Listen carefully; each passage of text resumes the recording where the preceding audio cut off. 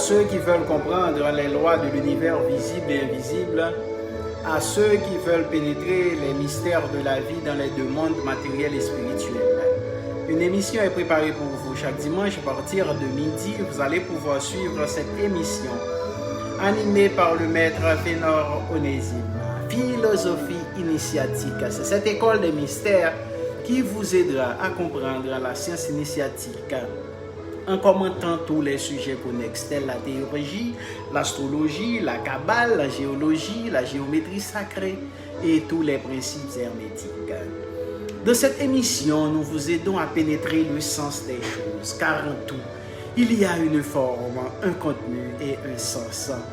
Et le sens profond des choses est pour les maîtres et les initiés. Alors, vous connaîtrez la vérité, et la vérité vous affranchira du joug de l'ignorance. Soyez toujours branchés chaque dimanche pour élargir votre conscience et vivre à une vie lumineuse, riche et comblée.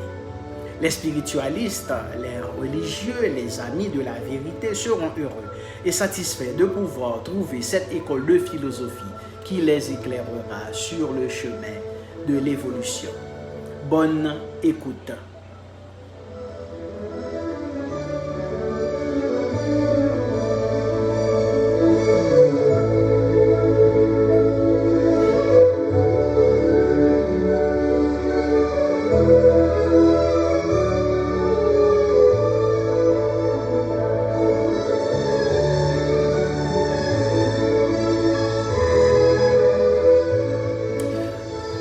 Dans la vie, mes chers amis, chacun attend et vous aussi, vous attendez.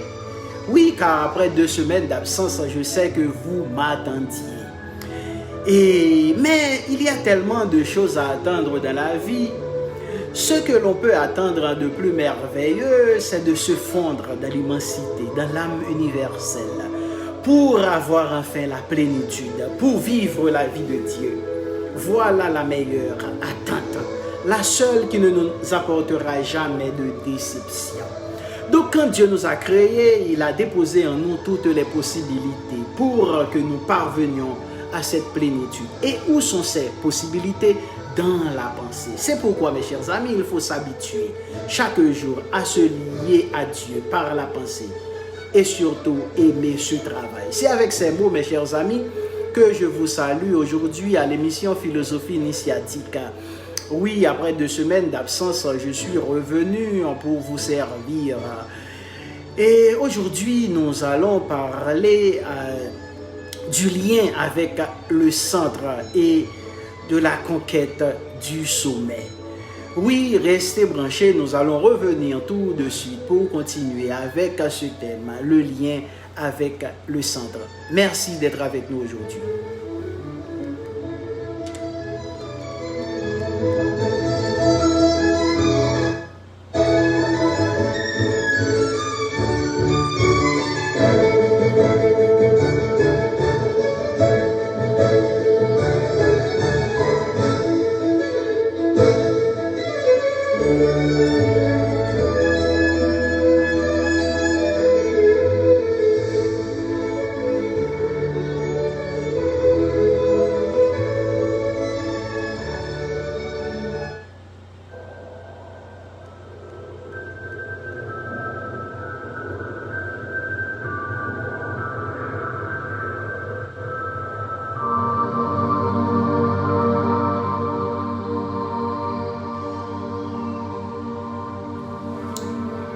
Oui, encore une fois, bienvenue à l'émission Philosophie initiatique. Nous sommes là pour vous présenter cette émission. Et aujourd'hui, comme je viens de mentionner, nous allons parler du lien avec le centre, de la conquête du sommet. Oui, dans cette émission de Philosophie initiatique, nous vous éclairons sur tous les sujets. Oui, car toutes les possibilités sont en l'homme, mais il les ignore car on ne les lui a jamais révélées.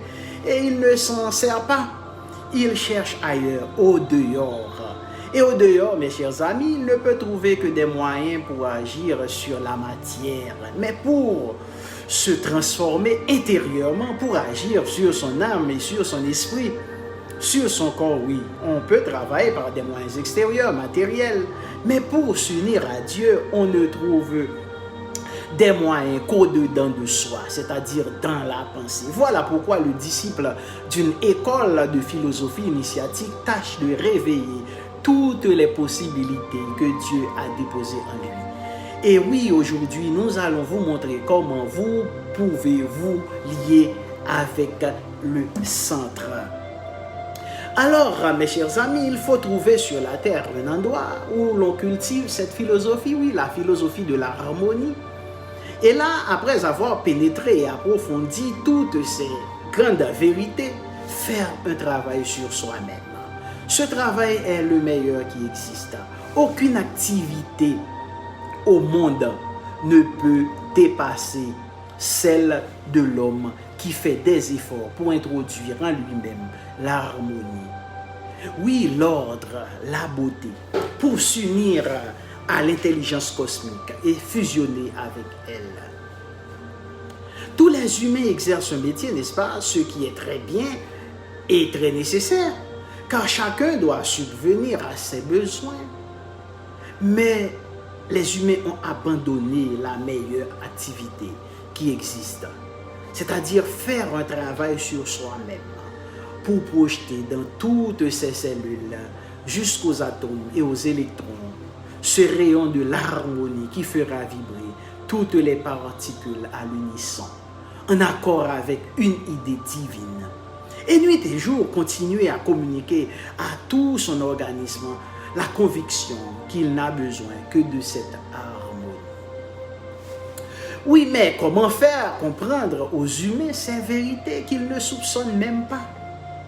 Dans le passé, ces vérités, mes chers amis, étaient parfaitement limpides et évidentes pour tous les sages qui savaient observer la vie, parce qu'ils vivaient très longtemps et qu'ils avaient ainsi la possibilité de vérifier les grandes lois d'après lesquelles travaille la nature. Les sages ont tiré de leurs observations une loi, une vérité sur laquelle je veux maintenant insister. Et si vous vous donnez aujourd'hui la peine de me comprendre, vous serez inébranlable et vous pourrez résister à toutes les philosophies désordonnées et chaotiques qui sont en train de se répandre à travers le monde. Oui, mes chers amis, cette loi, la plus formidable que l'intelligence cosmique nous ait donnée, se trouve là où personne ne la cherche.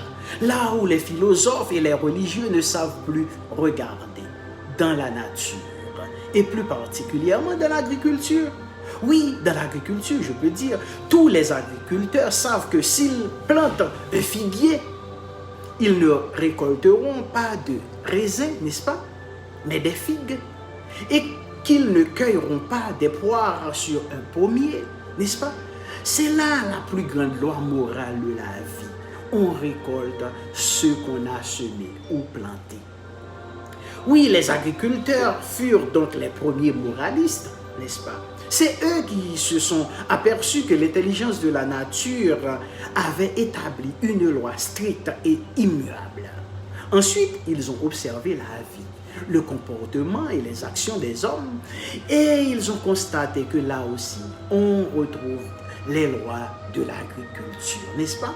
On ne récolte rien d'autre que ce que l'on a semé. Oui, ce qui veut dire que si vous vous conduisez avec cruauté, avec égoïsme, avec violence, un jour ou l'autre, cette cruauté, cet égoïsme et cette violence retomberont sur vous, n'est-ce pas? C'est aussi la loi de l'écho, du choc en retour. Donc la balle rebondit et revient vous frapper. La loi, mes chers amis, est absolue. Oui, encore une fois, je vous demande, mes chers amis, de vous abonner sur ma chaîne YouTube afin d'aider à propager ces connaissances, car le monde en a besoin. Oui, comme je viens de vous parler du thème d'aujourd'hui, le lien avec le centre. Et tout notre avenir peut se résumer en une seule question. Quelle direction prenons-nous? Est-ce que nous allons vers l'intérieur ou vers l'extérieur? Vers le centre ou vers la périphérie? Évidemment, l'existence est ainsi faite, oui, je peux dire, que que l'être humain est continuellement poussé à sortir de lui-même. Dès l'instant où il se réveille le matin, il se dirige vers la périphérie. Il regarde, il écoute, il parle, il quitte sa maison pour aller au travail ou dans les magasins chercher ce qu'il lui faut pour se nourrir ou bricoler. Il va visiter des amis, se distraire, se promener. Oui, voyager, tout ça. C'est très bien.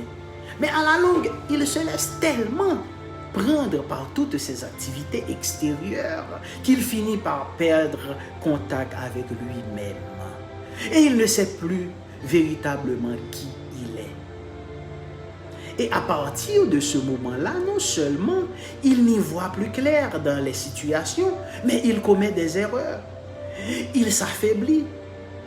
Et le moindre choc, la moindre contrariété le laisse désemparé. Donc il est normal que l'homme sorte de lui-même. Chaque contact avec le monde extérieur l'oblige à sortir. Mais pour ne pas finir par partir à la dérive, il doit sans cesse veiller à rétablir l'équilibre entre l'extérieur et l'intérieur, entre la périphérie et le centre.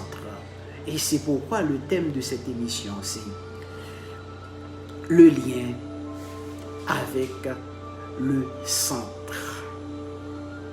Malheureusement, on est obligé de constater que les humains se plaisent dans l'éparpillement, la dispersion, et même les systèmes philosophiques qu'ils échafaudent, les idéologies qu'ils fabriquent sont le reflet de cette tendance à sortir du centre. De plus en plus, tout est fait pour éloigner les humains de la source. Dans la religion, dans la science, partout, et surtout dans l'art, on ne constate qu'éloignement.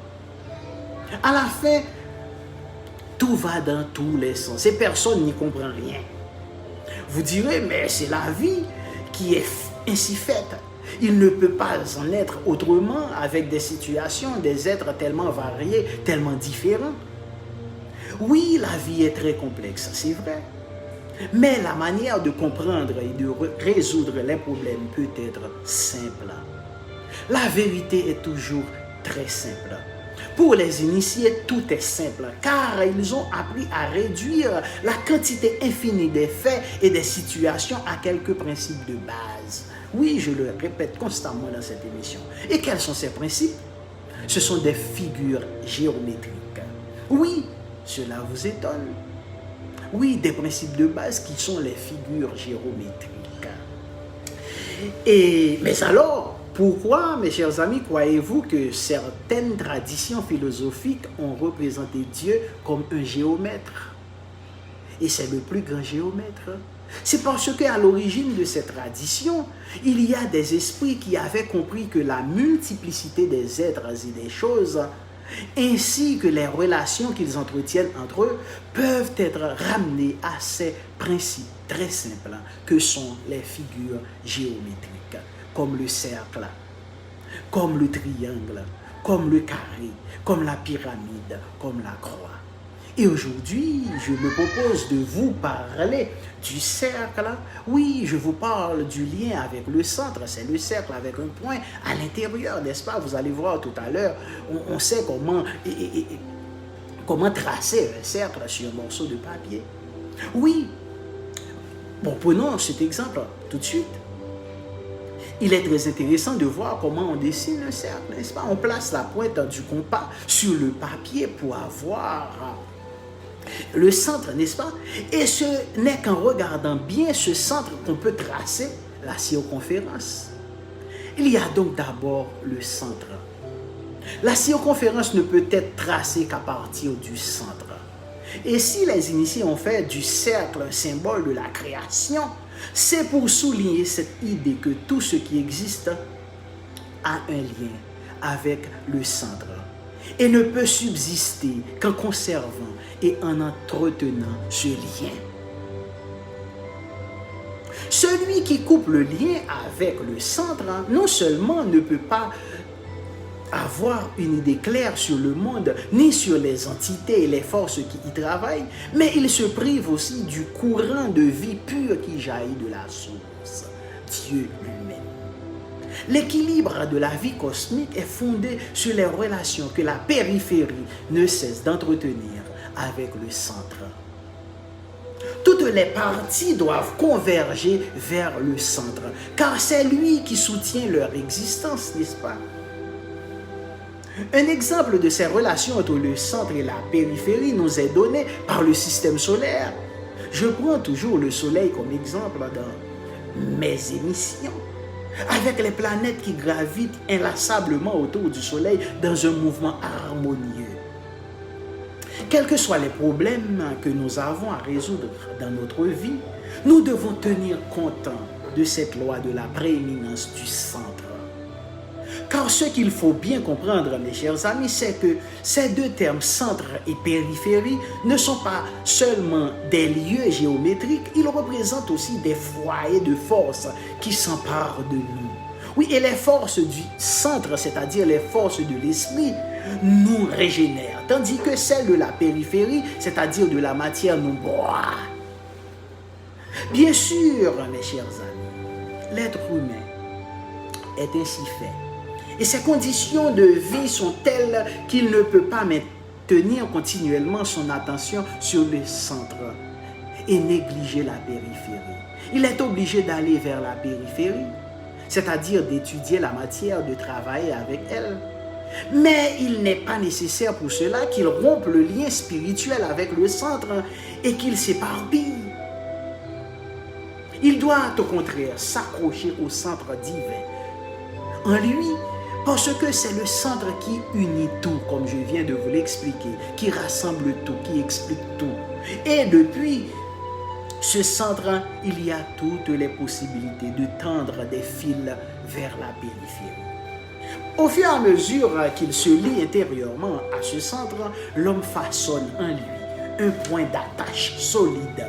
Et une fois solidement attaché, il peut s'aventurer sans danger vers la périphérie. Pour employer une autre image, on peut dire aussi qu'il enfonce profondément ses racines dans le ciel. Oui, mes chers amis, cela vaut la peine de méditer sur cette question du lien qui nous unit au centre, car ce lien est la condition essentielle de notre vie. Lorsqu'un être humain vient s'incarner sur la terre, il passe d'abord 9 mois dans le ventre de la mère à laquelle il est relié par le cordon ombilical. Au bout de 9 mois, pour qu'il puisse mener sa vie indépendante en tant qu'individu, ce cordon doit être coupé. À ce moment-là, on dit qu'il est né. Mais pour vivre, il est relié à l'univers par un autre cordon de nature fluidique. Et le jour où ce cordon se rompt, il meurt.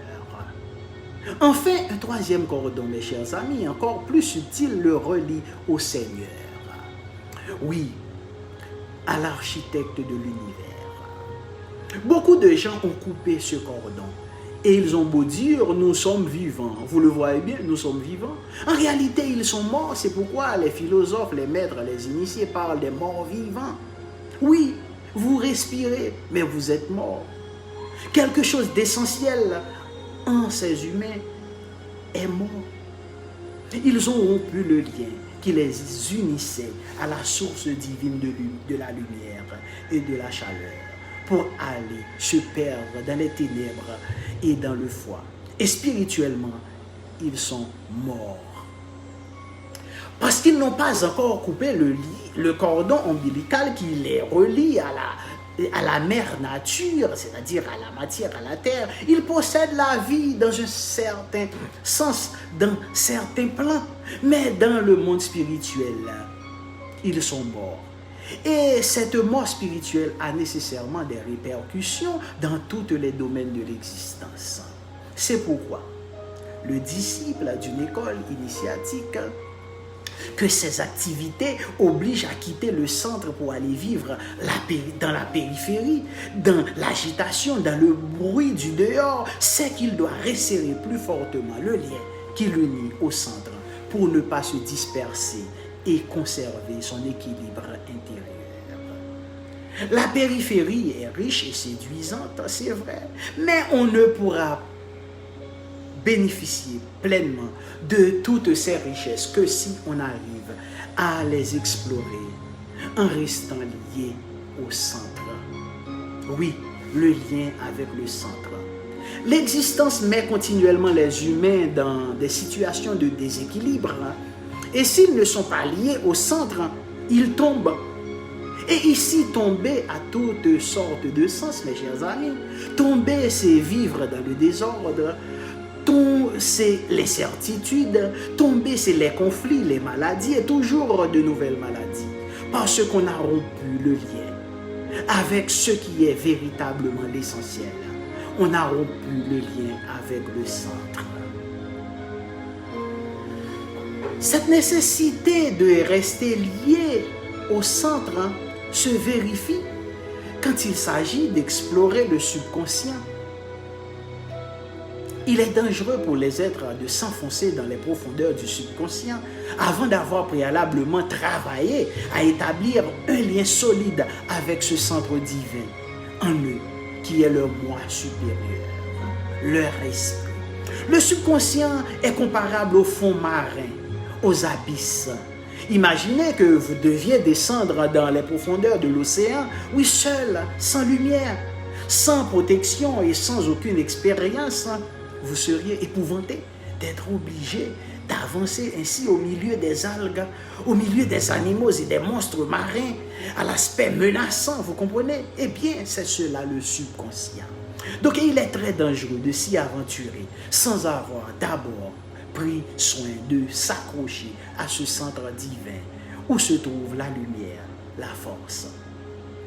C'est pourquoi, même si la psychanalyse, lorsqu'elle est utilisée par des gens compétents et pourvus de grande qualité morale, peut donner de bons résultats, elle reste tout de même une méthode très risquée. Et la manière dont elle s'est répandue fait courir de grands dangers aux humains. Alors, vous voyez, mes chers amis, ce symbole du cercle et du point central va loin et très très loin, dans leur aspect le plus abstrait. Ces symboles que sont les figures géométriques, comme je viens de mentionner, le cercle, le triangle, la croix, le carré. Oui, ces figures géométriques se présentent sous des formes extrêmement simples. Mais quand on doit en étudier toutes les applications dans les différents domaines, dans les différents plans de l'activité humaine, ils apparaissent sous des aspects tellement divers, complexes, qu'on ne peut presque plus reconnaître qu'il s'agit d'un cercle, d'un triangle, d'un carré, d'une croix. Mais moi, c'est cela qui m'intéresse. Et dans la science initiatique, on est attaché à ces choses-là. Oui, la seule chose qui m'intéresse vraiment, ce sont les principes, les règles générales. Oui, ne me demandez pas de vous parler des détails, je laisse ça aux autres, aux spécialistes. Oui, ils ont du temps pour prendre chacun une parcelle du champ de la réalité et l'explorer dans tous ses recoins. Ils sont nombreux, ils peuvent se partager le travail. Et s'il en a envie, chacun passera pour une sommité dans son domaine. Mais moi seulement, j'aime la science initiatique, j'aime la totalité, car c'est la totalité qui m'intéresse. La seule chose importante, mes chers amis, c'est de travailler pour retourner vers le centre, vers l'intérieur, vers l'esprit. Bien sûr, il est difficile de voir clairement comment se présentent ces deux directions, le centre et la périphérie. Donc, si on n'a pas travaillé des années et des années pour avoir une sorte d'échantillon grâce auquel on peut se prononcer avec certitude sur tout ce qui s'offre à nous, oui, les conditions, les objets, les êtres, et sentir par exemple si en nous engageant avec telle personne, en acceptant telle proposition ou en nous lançant dans telle entreprise, nous nous rapprochons du centre ou bien nous nous éloignons du centre. Vous comprenez? Donc, il faut avoir de discernement. Donc, si vous voulez, on peut appeler ça tout simplement la faculté de discernement. Mais cette faculté appartient plus au domaine de la sensation qu'à celui de la pensée, oui, qu'à celui de la compréhension. C'est quelque chose de très difficile à expliquer. Cette faculté s'acquiert par l'observation, par la réflexion, par la méditation, par la prière, mais surtout par la vigilance. Oui, après chaque expérience faite, dans la vie quotidienne, il est important, mes chers amis, de s'analyser pour savoir où on en est sur ce chemin. Oui, qui nous conduit vers le centre. Oui, j'ai mis des années à acquérir cet échantillon dont je vous parle, cette faculté, ou bien ce radar, si vous voulez.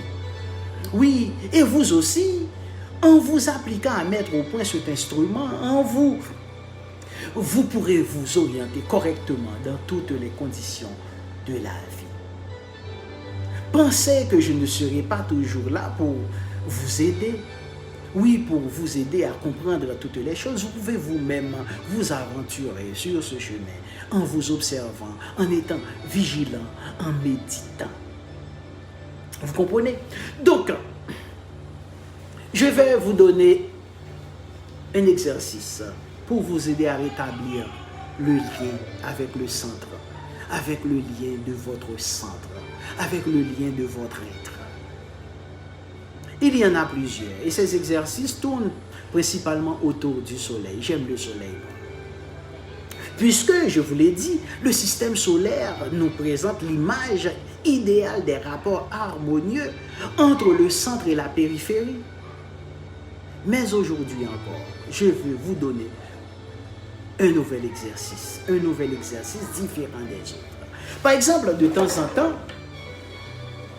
arrêtez-vous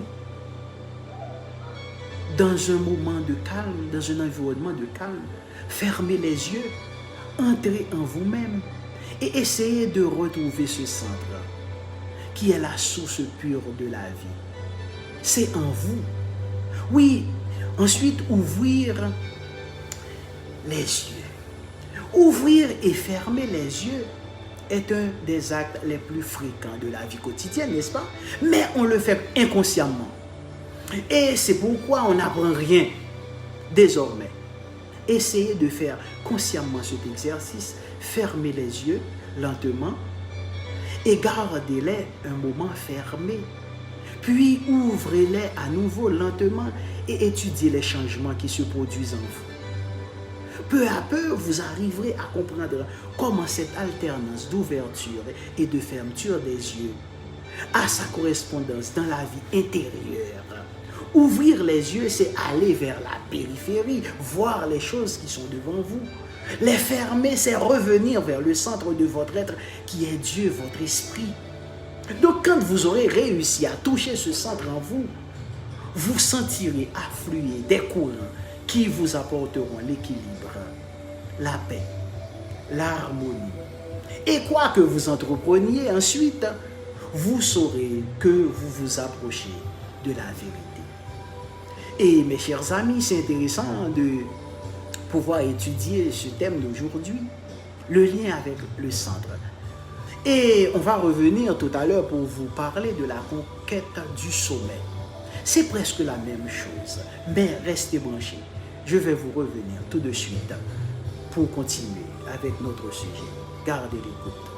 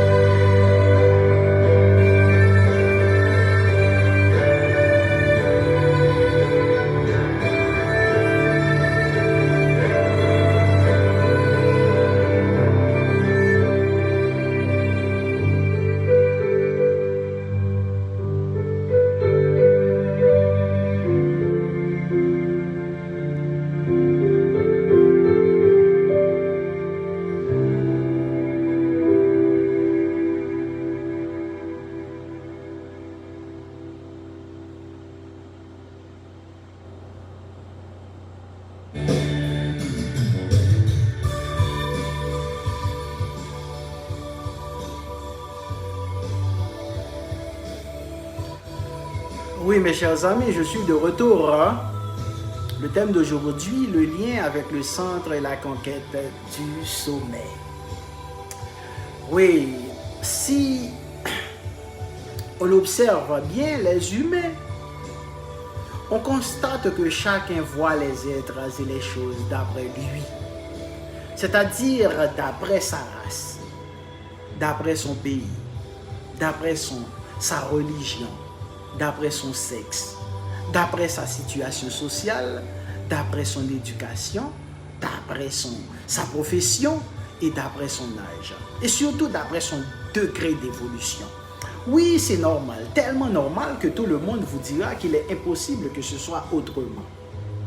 En réalité, tous les humains ont été créés dans les ateliers de Dieu, d'après les mêmes plans, avec les mêmes éléments. Oui, ils possèdent la même structure, ils ont mu par les mêmes ressorts. Mais en descendant dans la matière, ils ont pris des chemins différents. Ils ont fait des expériences différentes qui ont suscité en eux des opinions, des tendances, des goûts différents, oui, contradictoires même. Seulement, comme chacun est persuadé que sa vérité particulière représente la seule vérité, plus aucune compréhension n'est possible entre eux. Et on ne voit que malentendus et affrontements dans tous les domaines de la vie. Pour s'accorder à nouveau, mes chers amis, pour comprendre et apprécier les mêmes valeurs, les humains doivent reprendre intérieurement le chemin ascendant qui les conduira vers le sommet, vers les régions lumineuses de l'esprit. Oui, si au lieu de rester là en bas à discuter sans fin, ils pouvaient se décider à accepter le point de vue du sommet, tous les problèmes politiques, économiques, sociaux, religieux seraient résolus en 24 heures. Car voilà ce qu'il faut bien se mettre dans la tête. Pour résoudre véritablement les problèmes, on ne doit pas rester au niveau où ils se posent en bas, mais faire un travail intérieur qui permet de les voir plus haut. Tant que les humains se contenteront de piétiner et de discuter là en bas, non seulement ils ne trouveront pas de solution, mais les problèmes se compliqueront de plus en plus et pour eux-mêmes d'abord. Alors, vous au moins, vous qui êtes en train de suivre cette émission, faites cet effort. Prenez l'habitude de vous concentrer sur le sommet, ce point culminant d'où l'on peut voir la vérité sur les êtres et les choses. Bien sûr, la distance qui vous sépare de ce sommet est immense, infranchissable même. Seul peut parvenir jusqu'au sommet celui qui vit véritablement une vie pure et sainte. Mais par la pensée, au moins, chacun peut chercher à l'atteindre, car déjà la pensée est une corde que vous lancez jusqu'à ce point. Là-bas, oui, que vous voulez toucher, et une fois la corde accrochée, vous grimpez. Oui, c'est ce que font les alpinistes, mes chers amis. Ils lancent une corde et ils grimpent. Et oui, vous voyez, vous n'avez encore jamais vu ces correspondances entre le monde physique et le monde spirituel. L'avantage de chercher à atteindre le sommet, mes chers amis, c'est aussi qu'avant d'y parvenir, vous êtes obligés de parcourir toutes les régions intermédiaires et de rencontrer leurs habitants. Sans doute, oui, n'atteindrez-vous jamais le point le plus élevé du sommet. Mais l'essentiel, c'est de commencer. Oui, d'avoir ça en tête. Oui, comme je viens de vous remarquer, d'être toujours vigilant, de voir où vous êtes. Si vous allez vers la périphérie ou vers le centre, ou bien si vous montez vers le sommet. Regardez les alpinistes. Ils n'essaient pas tout de suite de s'attaquer à l'Everest. Oui, le mont Everest, ce serait de la folie. Ils commencent modestement par des hauteurs moins élevées comme 1800 mètres, 2000 mètres. Oui, quelle que soit l'altitude, quelle joie chaque fois d'arriver en haut. Et c'est cela l'important, arriver chaque fois en haut. Oui, c'est d'être vigilant, de toujours s'analyser, d'étudier là où l'on est. Oui, en vous concentrant sur le centre, ou bien en vous concentrant sur le sommet, vous êtes obligé de vous projeter toujours plus avant, de franchir chaque fois des degrés plus élevés. Et vous sentirez combien cette habitude mentale se reflètera peu à peu, bénéfiquement, dans votre vie quotidienne. Chaque fois que vous aurez un problème à résoudre, une décision à prendre, une difficulté à affronter, vous sentirez que vous maîtrisez mieux la situation parce que vous arrivez à l'envisager de plus loin, de plus haut. Et lorsque vous devrez agir, vous le ferez avec de moins en moins de risques et d'erreurs parce que vous êtes vigilant. Vous savez où vous voulez aller, vers le sommet. Oui, le sommet n'est pas uniquement, mes chers amis, un point plus élevé que les autres. Tout sommet, quel qu'il soit, est le centre vivant des énergies les plus pures, les plus pénétrantes. C'est pourquoi elle s'impose à toutes les créatures vivantes. La toute-puissance se trouve au sommet. C'est la toute-puissance de l'esprit, comme je vous avais dit pour le centre. Seule la force du sommet peut donner l'ordre à tous les êtres et des différents règnes, oui, de la nature, et nous apporter aide et protection. On en trouve la preuve, mes chers amis, dans certains récits de la vie des saints et des philosophes, des ermites qui vivaient dans les lieux désertiques, oui, dans les lieux hostiles où ils ne trouvaient rien pour se nourrir, où ils étaient exposés aux intempéries, à la grande chaleur et au grand froid. Il y avait toujours un végétal, un animal ou un être humain qui apparaissait pour qu'il puisse manger, boire, s'abriter. La Bible rapporte, mes chers amis, de semblables épisodes concernant, par exemple, le prophète Élie, oui, dans le livre des rois. Et la parole de l'Éternel fut adressée à Élie en ces mots. Pars d'ici, dirige-toi vers l'Orient et cache-toi près du torrent de Kérit qui est en face du Jourdain.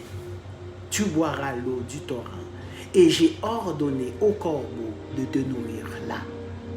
Il partit et fit selon la parole de l'Éternel et il alla s'établir près du torrent de Kérit qui est en face du Jourdain. Les corbeaux lui apportaient du pain et de la viande le matin, et du pain et de la viande le soir, et il buvait l'eau du torrent.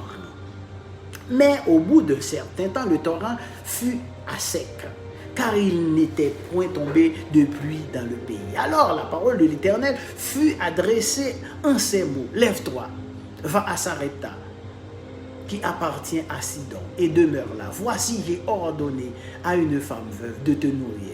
Et quand il arrivait à l'entrée de la ville, voici, il avait là une femme veuve qui ramassait du bois.